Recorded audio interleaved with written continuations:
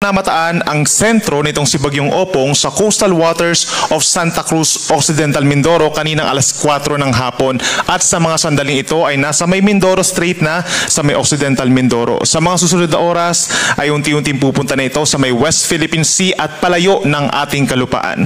Meron pa rin itong taglay na hangin sa ngayon na 110 kilometers per hour malapit sa gitna at may pagbugso hanggang 150 kilometers per hour at mabilis na kumikilos west-northwest at 35 kilometers per hour. Base po sa ating latest satellite animation, itong mga kulay orange at kulay pula, associated po yan sa mga matataas na mga clouds at associated din sa mga minsang malalakas na mga pag-ulan. Kaya kitang-kita po affected ng mga pag-ulan dahil kay Opong plus ang habagat or southwest monsoon na siyang pinalalakas nito, ang malaking bahagi ng Luzon and western section of Visayas. At nakikita na rin natin yung improving weather conditions over the eastern sections. Kabilang na dyan ang Bicol Region, Caraga Region, and Eastern Visayas ngayong gabi. Samantala, meron din tayong nakikita mga kumpul ng ulap or cloud clusters dito sa may silangan po ng Visayas. Inaasahan yung unti-unting pagpasok nitong cloud cluster sa ating area of responsibility at posible rin magpaulan sa mga susunod na araw. Kaya patuloy po natin itong i-monitor. Base po sa pinakauling track ng Pag-asa, nagkaroon po ng westward movements na nakalipas po na 24 oras itong si Bagyong Opong.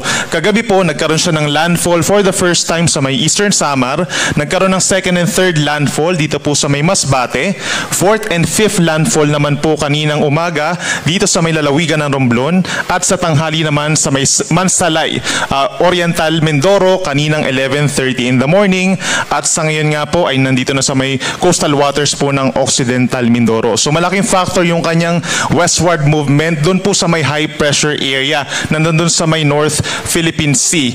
Dahilan para po maiwasan ng Bagyong Opong yung high pressure area na yon at mas nag-westward or mas bumaba pa yung track kumpara dun sa ating inaasahan noong mga 2 to 3 days ago po. No? So na-spare sa malalakas na hangin at malakas na ulan itong malaking bahagi ng Central Luzon, Metro Manila, Calabarzon at hilagang bahagi po ng Kabikulan. Samantala, unti-unti na nga angat ang bagyo, kikilos west-northwest in the next 24 hours and possibly within the next 12 hours or bukas ng umaga ay maging isang ganap na typhoon na muli ito. No? At unti-unti nga lalakas, possibly hanggang 130 kph hanggang sa makalabas ng ating area of responsibility bukas ng umaga or tanghali. Pero pagdating naman sa lawak ng bagyo, kung mapapansin po nila, nasa 440 kilometers yung kabuang radius po niya at yung diametro halos 900 kilometers.